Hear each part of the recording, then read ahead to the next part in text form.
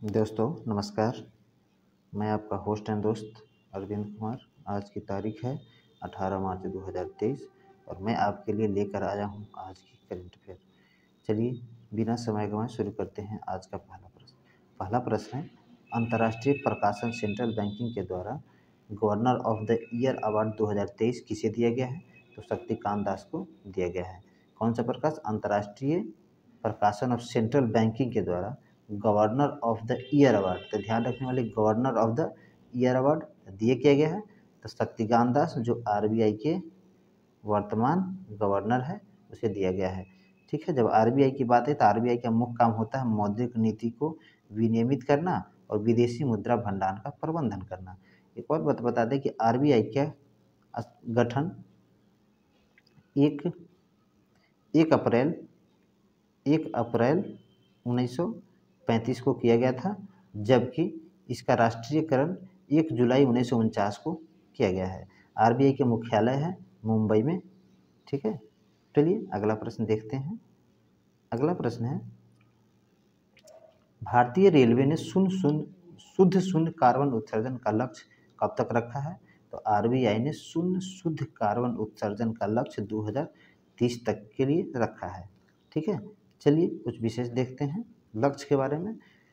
तो भारत सरकार ने 2025 तक लक्ष्य रखा है 100 एयरपोर्ट विकसित करने का और 5 ट्रिलियन की अर्थव्यवस्था बनाने का लक्ष्य 25 तक के लिए रखा है।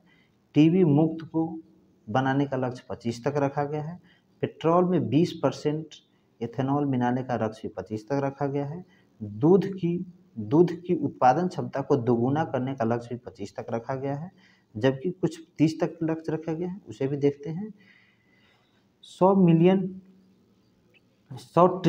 मिलियन टन कोयला गैसिफिकेशन का लक्ष्य रखा गया है और $1 ट्रिलियन का निर्यात का लक्ष्य भी 30 तक रखा गया है। 1 अरब टन कार्बन उत्सर्जन को कम करने का लक्ष्य भी 30 तक रखा गया है। ठीक है, तीसरी अर्थव्यवस्था बनने का लक्ष्य भी 30 तक रखा गया है। भारत को पूर्ण रूप से मलेरिया उन्मूलन लक्ष्य प्राप्त करने का लक्ष्य भी 30 तक रखा गया है।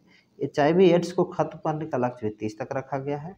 500 गीगावाट अक्षय ऊर्जा का प्राप्त करने का लक्ष्य भी 30 तक रखा गया है, जिसमें से 280 गीगावाट सौर ऊर्जा से प्राप्त करने का लक्ष्य रखा गया है, जबकि 2047 तक ऊर्जा स्वतंत्र बनाने का लक्ष्य रखा गया है, जबकि शुद्ध शून्य कार्बन उत्सर्जन का लक्ष्य भारत को 2070 तक बना देना है। रेल की बात आई है तो भारत के रेल मंत्री है अश्विनी वैष्णव। ठीक है, भारत में रेल की शुरुआत सबसे पहले 1853 में डलहौजी के कार्यकाल में किया गया था, जिसे क्या हुआ था कलकत्ता से थाने तक चलाया गया था। 34 किलोमीटर रेल चलाया गया था कलकत्ता से थाने तक। रेल की बात आई है तो हम देख लेते हैं। भारतीय अभी वर्तमान में बजट 2017 से रेल बजट और संयुक्त बजट साथ साथ पेश किए जा रहे हैं, जबकि 2017 से पूर्व रेल बजट और संयुक्त बजट अलग अलग पेश किए जाते थे।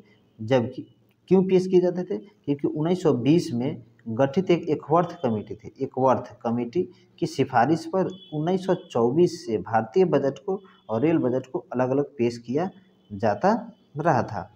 तो अभी वर्तमान मोदी सरकार ने इसे गुलामी का प्रतीक मानते हुए इसे अलग कर दिया है। अलग अलग था उसे एक साथ कर दिया है। चलिए अगला प्रश्न देखते हैं। भारत सरकार ने सिल्लीगुड़ी से किस पड़ोसी देश की पर्वतीपुर तक 130 किलोमीटर लंबी हाई स्पीड डीजल परिवहन पाइपलाइन का उद्घाटन नरेंद्र मोदी के द्वारा किया गया है? तो यह बांग्लादेश में किया गया है। जैसे कि क्या है कि भारत के सिल्लीगुड़ी से पर्वतीपुर जो जगह है वो कहाँ है?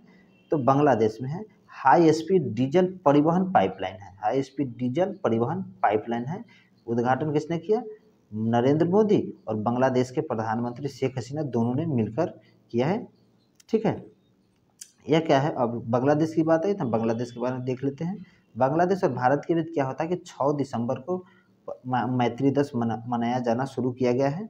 ठीक है, बांग्लादेश के प्रधानमंत्री शेख हसीना है, बांग्लादेश की राजधानी ढाका है, मुद्रा उसकी टाका है और बांग्लादेश और भारत के बीच एक मिताली एक्सप्रेस चलाई जाती है, जबकि एक बॉर्डर हाट की सुविधा किया गया है कि बॉर्डर के नज़दीक एक बाज़ार की तरह बनाया जाएगा, जिससे कि दोनों देश के एक दूसरे की तरफ आ जा सकते हैं और ख़रीदारी कर सकते हैं, लेकिन पुनः उन्हें वहाँ रहने की इजाज़त नहीं है, खरीदारी करके वापस जाना है।